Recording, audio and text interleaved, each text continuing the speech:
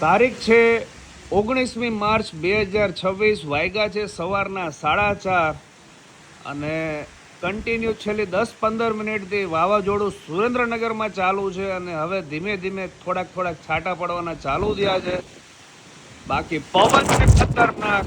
તમે જોઈ શકો છો, તમને ઝાડ દેખાડો સામે. આ જોઈ લો, ખતરનાક વાવાઝોડું ચાલુ છે છેલ્લી 10-15 મિનિટથી સુરેન્દ્રનગરની અંદર.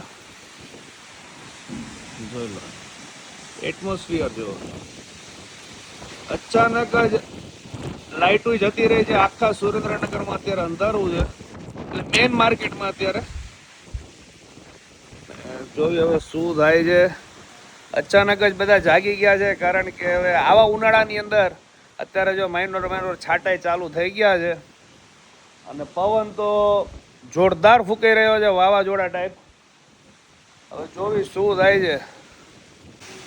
તો ફરીથી 12 કલાક પછી સુરેન્દ્રનગરમાં પાછું વાવાઝોડું શરૂ થઈ ગયું છે અને ખરેખર આ કોઈ સારા સાઇન્સ નથી. અત્યારે ખરેખર કોઈ વરસાદની જરૂર નથી, કોઈ વાવાઝોડાની જરૂર નથી. ખેડૂત મિત્રોને ઘણું બધું નુકસાન થઈ રહ્યું છે. મરચાના પણ ઘણા બધા સ્ટોલ્સ આવી ગયા છે, એ લોકોને પણ ઘણું બધું નુકસાન થયું છે. અને સવારે પરોઢિયે પણ સુરેન્દ્રનગરમાં 4 વાગ્યાની આસપાસ વાવાઝોડું ચાલુ થઈ ગયું હતું. ઘણા બધા ઝાડ પડી ગયા હતા અને ઘણા લોકોને નુકસાન થયું હતું.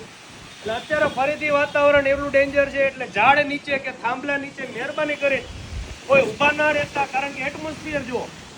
તમને એટમોસ્ફિયર બતાવું. અને આરવભાઈ કેવું છે?